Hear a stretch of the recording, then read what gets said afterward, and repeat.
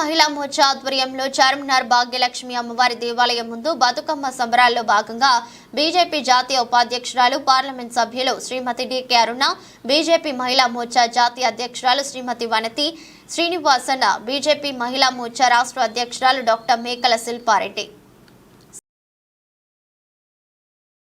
భాగ్యలక్ష్మి ఒక అమ్మవారి యొక్క ఆవరణలో చేసుకుందామనేటటువంటి ఒక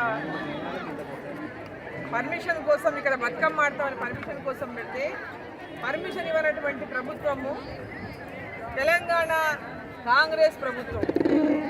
తెలంగాణను మేము తెచ్చినామని ఇచ్చినామని చెప్పినటువంటి పార్టీలు తెలంగాణ యొక్క సాంప్రదాయాలను గౌరవించడం లేదు, తెలంగాణ మహిళలను గౌరవించడం లేదు, తెలంగాణలో మహిళలు బతుకమ్మ ఆడుకోవడానికి అనుమతులు ఇవ్వనటువంటి ఒక నియంత్రణ ప్రభుత్వం ఈరోజు ఈ రాష్ట్రంలో ఉందంటే సిగ్గుపడాల్సినటువంటి పరిస్థితి వచ్చింది. తెలంగాణ రాష్ట్రంలో ఒక నియంత్ర 10 సంవత్సరాలు ఏలినందుకు తెలంగాణ ప్రజలు మార్పు కోరుకొని గతంలో చూసాం, మళ్ళీ ఒకసారి చూద్దాం తెలంగాణ ఇచ్చిందని చెప్పి చెప్పుకుంటున్న ప్రభుత్వానికి ప్రజలు ప్రభుత్వాన్ని ఇస్తే ప్రజలు ఎన్నుకుంటే ఈరోజు ఈ ప్రభుత్వం ఒక నియంతలాగా ఇవాళ వ్యవహరిస్తా ఉంది తెలంగాణ రాష్ట్రంలో. అసలు ఎందుకు దీనికి పర్మిషన్ ఇవ్వడానికి అభ్యంతరం వాళ్ళకు? దీనికి కోర్టుకు వెళ్ళి మేము అనుమతి తెచ్చుకోవాలన్నా? బతుకమ్మ ఆడటానికి కూడా బతుకమ్మ ఆడితే నష్టం ఏముందో మాకు ఇప్పటికి అర్థం కాలే. బతుకమ్మ ఆడడం వాళ్ళకి లా అండ్ ఆర్డర్ ప్రాబ్లం ఏమొస్తుందో మాకు అర్థం కాలే. ఇప్పుడు ఇక్కడ ఆడిండ్రు, వర్షం వచ్చింది, ఎవరైతే బతుకమ్మ ఆడడానికి కోరికతో వచ్చిన వర్షం వచ్చింది, వర్షం తగ్గింది, ఈ తగినాక కొద్దిసేపు ఆడుకున్నామంటే నియమం 5 నెలల ముగించాలని కోర్టు ఆదేశం గమనించవలసిన పరిస్థితి.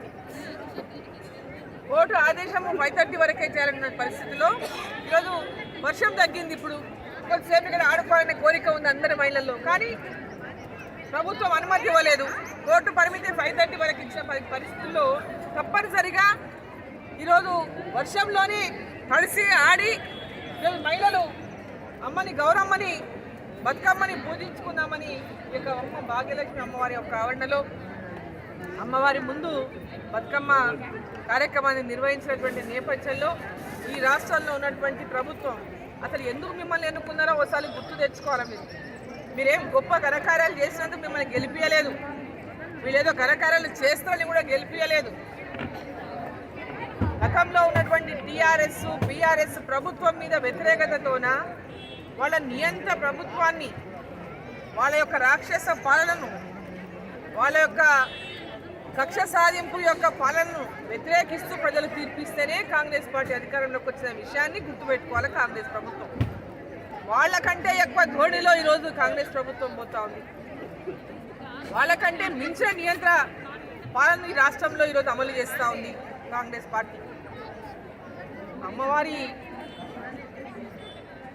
ఏదైతే ఈ దసరా వేడుకల్లో మనం అమ్మవారిని పూజించుకుంటామో, దుర్గాదేవిని పూజించుకుంటామో, అమ్మవారి ఆగ్రహానికి గురి కావద్దు ఈ కాంగ్రెస్ ప్రభుత్వం అని చెప్పి నేను